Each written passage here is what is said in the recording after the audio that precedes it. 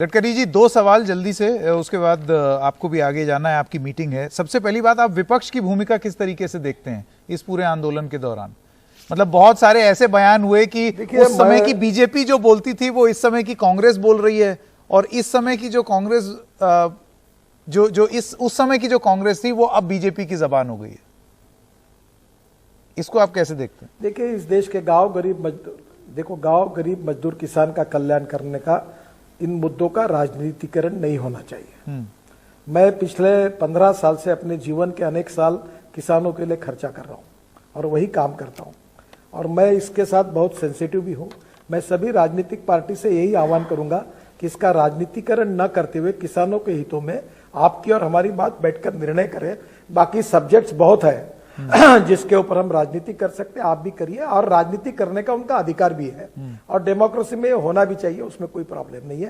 पर जहां गरीब का हित है, किसान का हित है, उसमें सबने मिलकर अगर समर्थन किया तो उसमें किसान का कल्याण होगा। यही मेरा उनसे अनुरोध है कि इसकी राजनीति नहीं होनी चाहिए। गडकरी जी, मेरा आखिरी सवाल, और मैं चाहता हूं आप ये थोड़ा डिटेल में दर्शकों को समझाएं, क्योंकि मैं आपसे सोल्यूशन चाहता हूं। In every interview of mine with you, I have seen you as the solutions man.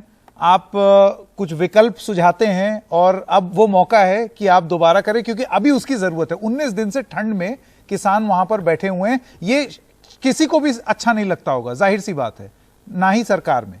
मैं आपसे जानना चाहता हूं, how will this impasse and? ये खत्म कैसे होगा गडकरी जी? पहली बात तो मैं इससे दुखी हूं और किसानों के साथ बिल्कुल समर्थन में हूं। मैं इतना ही कहूंगा कि ये किसान अपने संगठन के और अपने एक डेलीगेशन तय करे, और वो 15-20 लोग हमारे तोमर जी के साथ बैठे, और एक टीवी पर तीनों एक्ट जो हमने मंजूर किए उसका एक एक्ट का एक कलम, फिर उसकी ABCD ऐसा हिंदी में रीजनल लैंग्वेज में एक एक बात समझाई जाएगी। उसमें चर्चा होगी, और चर्चा करने के बाद तीनों एक्ट को समझने के बाद जो भी उनका विरोध है उस बात का वो हमें कहे, हम भी सरकार में विचार करेंगे और किसानों के अच्छे सुझाव को स्वीकार करेंगे। देश के हित में हमारे किसान, हमारा अन्नदाता आज रास्ते पर बैठा है, हमारे नेशनल हाईवे पर बैठा है। मैं आज उसका मंत्री हूं। मैंने कहा है कि उनको पूरा उनके बारे में सहानुभूति रखो, उनको कोई तकलीफ नहीं होनी चाहिए। और निश्चित रूप से हम बहुत दुखी है कि इतने ठंड में उनको रोड पे आना पड़ा।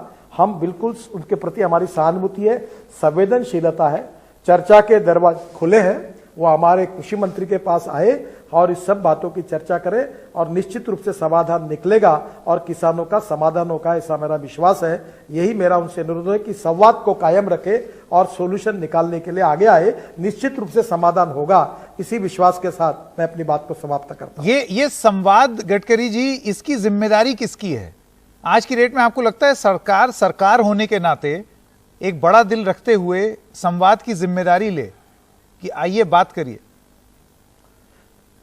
देखो, सरकार की जिम्मेदारी और सरकार ले रहा लगातार, इसीलिए MSP में किसी प्रकार का बदल नहीं होगा, ये सरकार ने लिखित रूप में उनको बताया। ये हमारी जिम्मेदारी है, और इसलिए सरकार बिल्कुल जिम्मेदार है। लोकतंत्र में किसानों का अधिकार है, ये देश सबका है, और लोकतंत्र में हर व्यक्ति के अधिकारों को उतना ही महत्व है। मैं तो कहता हूं कि किसानों को उनके माल को बेचने का फंडामेंटल राइट जैसा महत्वपूर्ण है, उतना ही महत्वपूर्ण अधिकार है। हम किसानों के अधिकारों का सम्मान करते हैं, उनसे बातचीत करके मार्ग निकालेंगे, और निश्चित रूप से मैं उनका सम्मान भी करता हूं, संवेदनशील भी हूं, और संवाद करने के लिए उनको मैं कहूंगा कि हम मिलकर करेंगे।